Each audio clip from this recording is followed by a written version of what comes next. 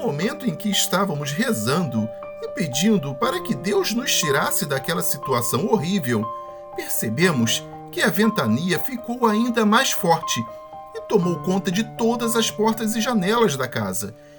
Nesse momento, as luzes, os eletrodomésticos e aparelhos eletrônicos se ligaram todos ao mesmo tempo.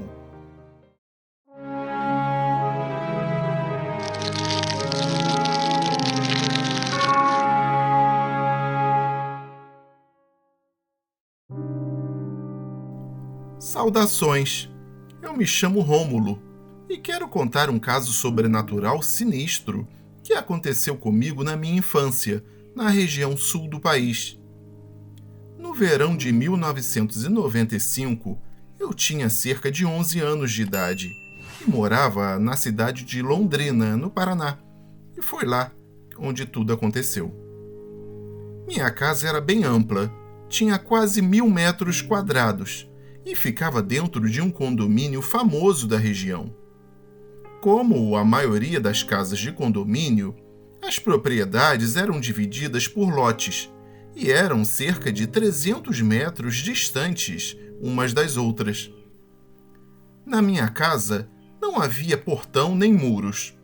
Ela possuía uma área externa livre, enorme, toda gramada, onde, na parte da frente da casa, que dava para a rua, se localizava a garagem e um grande jardim. Já na parte de trás, que era a maior parte, se localizava a piscina, a churrasqueira e uma área de lazer.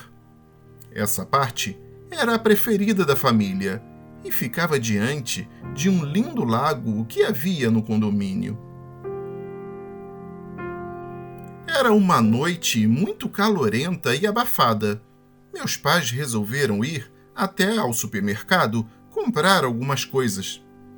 Meu irmão, que na época tinha 8 anos, e eu resolvemos não ir, pois estávamos cansados por termos brincado o dia inteiro. A casa, como eu já citei no início, era muito grande, possuía vários cômodos, e por estar em uma noite muito quente, a minha mãe havia deixado praticamente todas as portas e janelas da casa abertas. Obviamente, isso só era possível porque o condomínio era muito seguro. Seguranças rondavam pela área o tempo todo, e a casa possuía um sistema de alarmes. Portanto, nós não nos preocupávamos em relação à segurança. Pois bem, é a partir daí que realmente começa a minha história. Estávamos assistindo televisão, meu irmão e eu, quando começamos a escutar estranhos barulhos por toda a volta da casa, como passos na grama e murmúrios incompreensíveis. Uma brisa gelada entrava pelas portas e janelas e tomava conta do imóvel por inteiro. A princípio, imaginamos que o tempo estivesse mudando e não demos muita importância para isso. Passado alguns momentos, percebemos que os barulhos persistiam e começavam a aumentar. Foi quando olhei pela janela e vi uma névoa muito forte e esbranquiçada cobrindo a lua minguante e as estrelas que iluminavam aquela noite. E foi a partir desse instante que eu passei pelos piores momentos e tive as piores sensações de toda a minha vida. Isso eu posso garantir. Fui ao encontro do meu irmão para ficarmos juntos, pois já começávamos a sentir uma sensação de medo e calafrios por todo o corpo. De repente, as portas e janelas da casa começaram a bater violentamente por causa da forte ventania, e os barulhos se tornavam cada vez mais aterrorizantes. Ouvíamos barulhos na piscina, como se alguém estivesse mergulhando na água. Ao redor da casa, ouvíamos barulhos de passos, de maior e menor intensidade, pelo gramado. Folhas secas das árvores caíam pelo chão e eram pisadas por não se sabe quem ou o que. Nesse momento em que estávamos chorando de medo, peguei meu irmão pela mão e subi as escadas correndo, desesperado, até o escritório dos meus pais, deixando a casa com as portas e janelas completamente abertas. Este escritório era tipo um bunker, que fica numa parte escondida da casa, dentro de uma porta de um armário no corredor que ia para os quartos. Lá estavam os pertences e objetos mais importantes da família, como documentos do meu pai e as joias da minha mãe. Ao entrar no escritório, eu fechei a porta e nos trancamos lá dentro, no interior de uma pequena sala que havia lá. Sentamos no chão e nos abraçamos, quase desmaiando de tanto medo. E a partir daí, começamos a rezar em voz alta. Sentíamos que os passos se aproximavam pelo corredor próximo ao escritório. O barulho na piscina ainda persistia. Então tomei coragem e olhei pela janela, mas eu não conseguia ver nada, pois a névoa branca havia tomado conta de todo o redor da casa. No momento em que estávamos rezando e pedindo para que Deus nos tirasse daquela situação horrível, percebemos que a ventania ficou ainda mais forte e tomou conta de todas as portas e janelas da casa, chegando a entrar em todos os cômodos.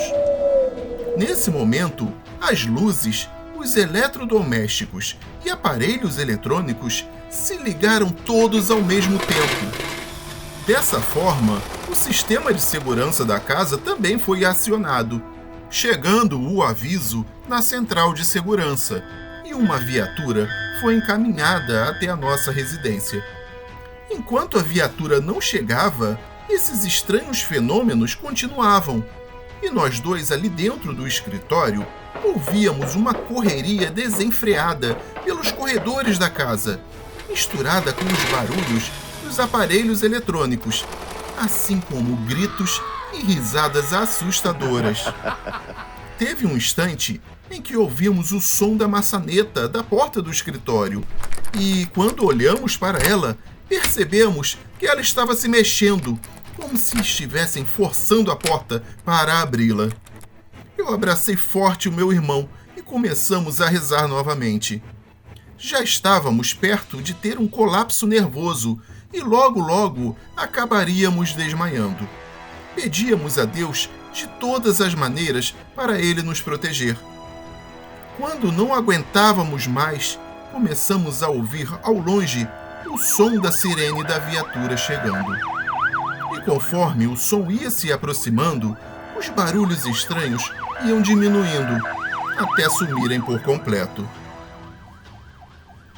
Foi quando olhei novamente pela janela e vi aquela névoa branca que envolvia a casa começando a se dissipar, até sumir de vez. Em poucos minutos, os vigias entraram na casa e revistaram todos os cômodos, sendo que não encontraram nenhum vestígio de invasão, nada quebrado, fora do lugar ou roubado. A casa estava como havíamos deixado, com as portas e janelas abertas, e somente a TV, que meu irmão e eu estávamos assistindo, continuava ligada.